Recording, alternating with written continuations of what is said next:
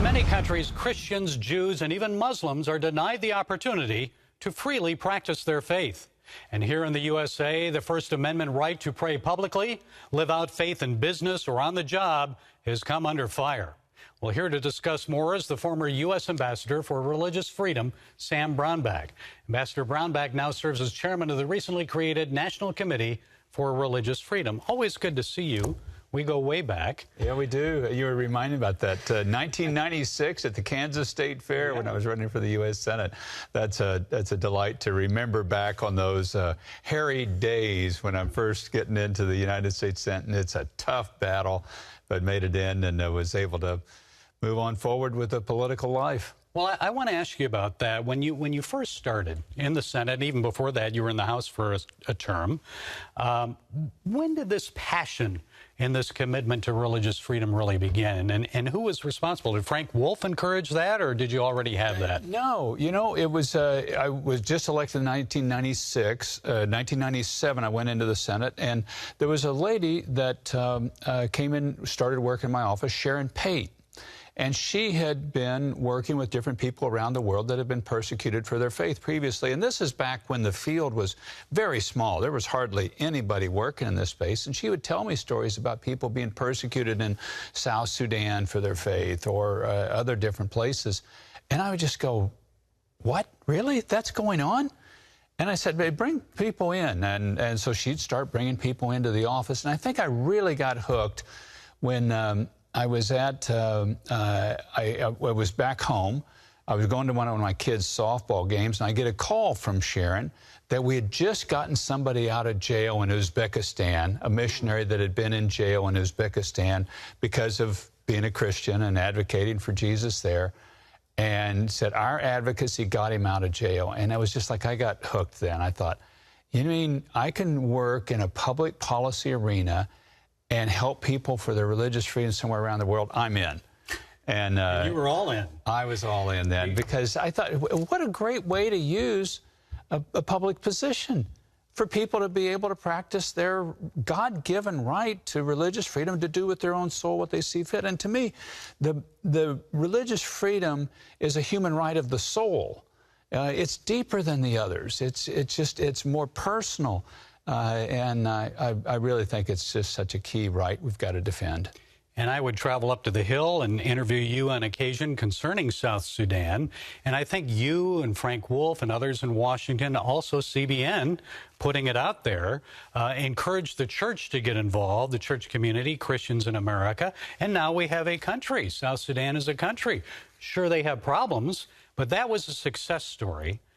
You move on after governor of Kansas. You become the Religious Freedom Ambassador for President Trump. A lot of successes. You had the first ministerial. That was your doing. Tell me, were there any disappointments, though? Well, glory be to God. And the big disappointment is how much there is still so persecution going on of people of faith around the world. There's more Christian persecution going on in the world today than any time in Christian history. And there's so many different permeations of Christian persecution and of religious persecution, for that matter. There's religious nationalism in place. There's just mob violence in places. There's direct persecution of certain faiths in other places. The big disappointment is just how much religious persecution there still is going on around the world. And are there any countries right now that you still lose sleep over? Well, you know, being a man of faith, I try to sleep pretty well, distrusting God, but China really bothers me. And it bothers me because they're testing the future of oppression, this high-tech future where everybody's under a camera and the government has all your genetic samples, and they're moving to digitize the currency so there's not a physical currency, so they could literally shut your money off. Big brother, truly. Completely. If they decide we don't like you, or we don't like how you practice your faith, we don't like what you believe, money's turned off. Wow. Yeah. And that's what's coming when they are moving to digitize their currency. And then they won't stop with just China. They're going to spread that to every place around the world that they can, these sort of controlling systems, particularly to dictatorships and autocratic governments. they're going to be spreading this. So we've got a huge confrontation with China. Are we doing enough then to counter that? I mean, I know President Trump made it a priority, religious freedom around the world. How about this administration? Do you think they're falling short? And if so, what could they do about it? I think they're falling short. I wish they weren't. They're doing more than some other administrations have, but this issue is being so. There's so much religious persecution around the world, and it is such a central human right. This administration says, well, all human rights are equal. And I look at this one as a foundational one, a cornerstone one. You get this one right, you can build your other human rights off of it. And they don't look at it that way. They are doing some good work in places, but you're about to have in Afghanistan a religious genocide. You're going to have a genocide of everybody that doesn't believe Sunni Islam the way the Taliban believes. They're hunting them down now. Yeah. And I don't think we're doing near enough to confront issues like that, or Nigeria.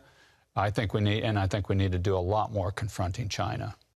Coming up, more on religious freedom with Ambassador Sam Brownback, who explains why he's shifted his focus from the world to the home front.